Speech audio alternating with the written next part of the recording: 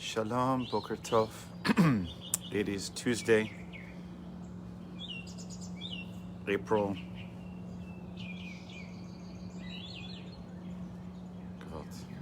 28th. And today I'm going to be a bit brief, more quiet, honoring Israel's Memorial Day called Yom Hazaikaron. It's nearing the end in Israel and transitioning to Israel's Independence Day, Yom Ha'atzmaut. But I want to offer this brief teaching really in honor of all those who have fallen in defense of the state of Israel, in defense of the Jewish people, all those who died in acts of terror.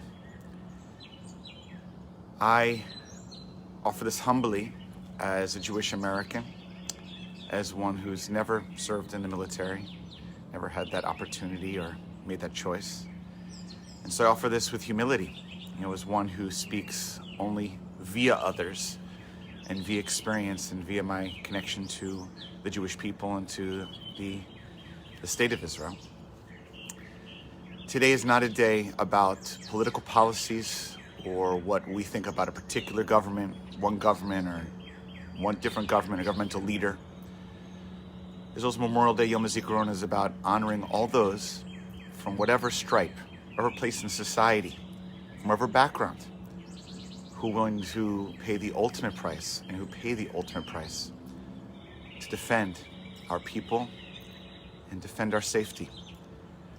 I remember in 2014 when I was living in Israel on part of my sabbatical, studying at the Hartman Institute, and my family, Rabbi Jenny and my kids and my in-laws all came to Israel it was pre-planned during the summer when the first Gaza war began.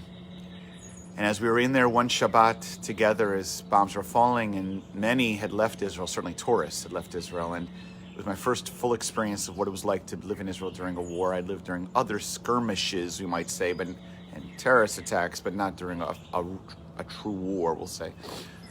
And it was one time where sirens were called, it was Shabbat, it was with my kids and other kids, and I gathered them all together, and we fled to a school, basically, to do as asked or required during this time. We heard the Iron Dome.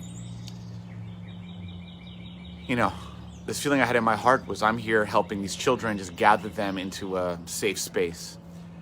But there are people down near the Gaza Strip who are and running the Iron Dome and taking care of tunnels, who are serving and giving their lives to protect me, protect my family, protect my children, protect all of the state of Israel.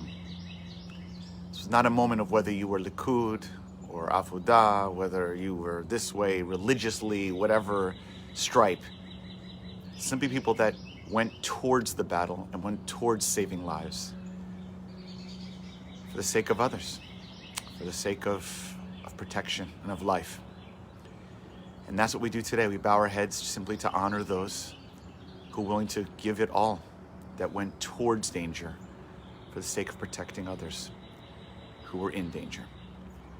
The only piece of Torah I will offer in honor of them is there's an old story in Genesis of Jacob.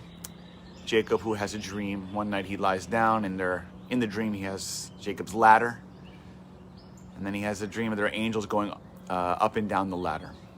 And one of the stories, the commentaries about the Midrashim, about the ladder, is that those angels going up and down the ladder of Jacob, whose name eventually turns into Israel, of course later the name for the state, it's that the angels reflect the Jewish people rising and kind of falling in sovereignty, rising like the countries in the world and being part of world history, and going down as being not part of world history, being kind of pushed off to the side. One of the messages of that midrash is that to rise up in history, to be a state, to be part of the world's communities and the states, means to be responsible for what happens in that state. And be responsible for what happens in that state means to be prepared to defend oneself for what one believes in, to defend oneself for the sake of safety.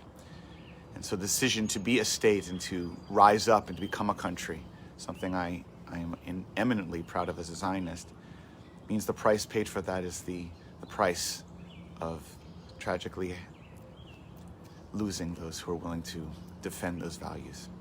to rise up on the ladder of history. So today is not a day for politics, a day for, blue state and red states, as we would in the American terms.